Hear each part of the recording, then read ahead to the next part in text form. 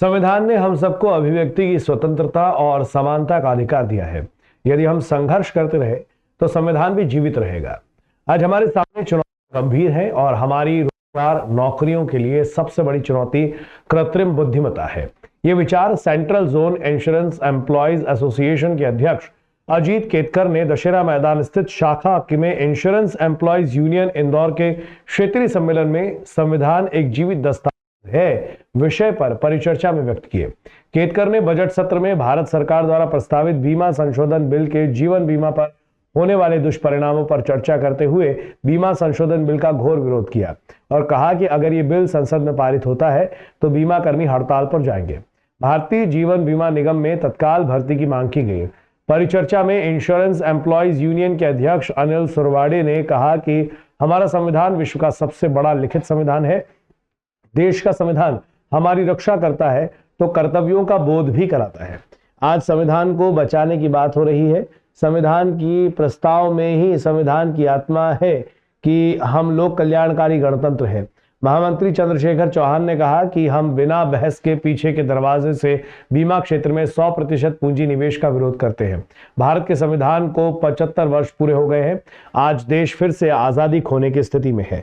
परिचर्चा को bank association से यूएस छाबड़ा, अधिकारी संगठन से डॉक्टर हरीश कुमार सिंह, मनोज शर्मा, बीएल जैन, प्रशांत सोहले, दीपिका सक्सेना, आशीष पगारे, राम त्यागी, शाखा प्रबंधक परशुराम मिश्रा ने भी संबोधित किया। क्षेत्रीय सम्मेलन में अखिल भारतीय स्तर पर वर्किंग कमेटी में और मध्य क्षेत्र की वर्किंग कमेटी में लिए गए निर्णयों से अवगत कराया गया और आगामी आंदोलन की रूपरेखा तय की गई।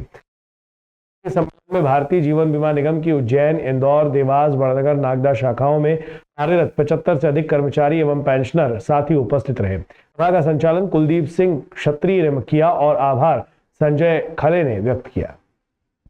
संविधान को बदल देंगे तो इस सूरत में हमारे संविधान को बचाए रखना एक हमारी जिम्मेदारी है, एक करना चाहते हैं। दूसरा, अभी हमारा एक आयु के सेक्रेटरीट मीटिंग हुई थी। उस सेक्रेटरीट मीटिंग के आयु के महामंत्री थे 2022 के अंदर सीडीआई के अध्यक्ष बने, क्योंकि इस कारण से उनका बेहतरीन स्वागत है उज्जैन के। हाल ही में वर्तमान में इंश्योरेंस एम्प्लॉयज यूनियन इंदौर के नवनिर्वाचित महामंत्री कॉमरेड चंद्रशेखर चौहान। देखिए, आज का जो कार्यक्रम हमारा रहा वो उज्जैन के साथियों ने यहाँ पर ऑर्गेनाइज किया हुआ है।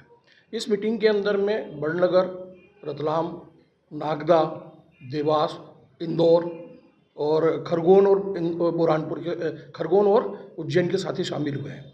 और मुख्य रूप से भारत के अंदर में जो व्यवस्थाएं हैं, चाहे वो इंश्योरेंस सेक्टर को लेकर के हो, जैसा अभी बताया कि हम लोग एक स्ट्रांग LIC, स्ट्रांग भारत की अगर बात करते हैं तो पब्लिक सेक्टर अगर बचे रहेंगे हमारे तो हम मजबूत भारत बना पाएंगे। चाहे वो बैंक हो, चाहे BSNL हो, चाहे रेलवे हो। आज के वर्तमान समय में जो भारत सरकार है इन सभी चीज़ों का डिसइन्वेस्टमेंट कर रही है, इनको प्राइवेट सेक्टर में देने की कोशिश कर रही है। तो इस प्रकार की अगर सरकार की नीतियाँ रही तो निश्चित रूप से हमारा मानना है कि भारत कमज़ोर होता है। तो इसीलिए हम लोग ये बोल रहे हैं इस मीटिंग के माध्यम से कि LIC बची रहेगी तो भारत बचा रहेगा, बैंक बचे रहेंगे तो भारत बचा रहेगा, इंश्योरेंस जनरल इंश्योरेंस बचा रहेगा तो भारत बचा रहेगा। तो ये सारे जो पब्लिक सेक्टर है हम लोगों के, जिनको किसी समय में हम लोग नवरत्न बोलते थे, उनमें हालत ये है कि आज लोगों का जो नई भर्तियां हैं, नई भर्ती में लोग सरकार अनुमति नहीं दे रही है। तो उसके कारण से क्या हो रहा है कि संस्थानों के अंदर में ठेका प्रथा लागू होगी। वो ठेका प्रथा लागू होने से निश्चित रूप से जो वर्किंग होता है हम लोगों का, उसके अंदर में कहीं ना कहीं अंतर आया है। तो ये जो सम्मेलन है ये इस बात के लिए भी बात कर रहा है कि LIC के अंदर में क्लास 3 और क्लास 4 के अंदर में नई भर्ती होना चाहिए। जो बिल वर्तमान समय में सरकार अगर लेकर के आती है इस बजट सेशन के दौरान में, तो उस बजट सेशन के दौरान में वो बीमा के अंदर में FDI जो प्रत्यक्ष विदेशी निवेश है वो 100% करना चाहती है, जो अभी वर्तमान में 74% है। हम लोगों का मानना है कि 100% अगर विदेशी निवेश आता है तो विदेशी कंपनियां हिंदुस्तान के अंदर में आकर के अपना व्यापार करेंगी और 100% जो पूंजी है, जो बचत है, वो अपने देश में ले जाएंगी। तो उस प्रकार से भारत के अंदर की जो बचत है जो भारत में रहती थी वो भारत से बाहर जाएगी। तो इस प्रकार की जो स्थिति है हिंदुस्तान के लिए कतई ठीक नहीं है। इसलिए हम इन सब चीज़ों को लेकर के इस प्रकार के क्षेत्रीय सम्मेलन इंदौर और उसके आसपास आयोजित कर रहे हैं। आज का जो हमारा मीटिंग है वो इंश्योरेंस एम्प्लॉयज़ यूनियन उज्जैन द्वारा आयोजित की गई है और इस मीटिंग में मुख्य रूप से 2 बातों पर चर्चा हुई है। पहली बात यह है कि strong LIC for strong India, मतलब यदि मजबूत LIC है तो वो मजबूत भारत के निर्माण में काम करेगी।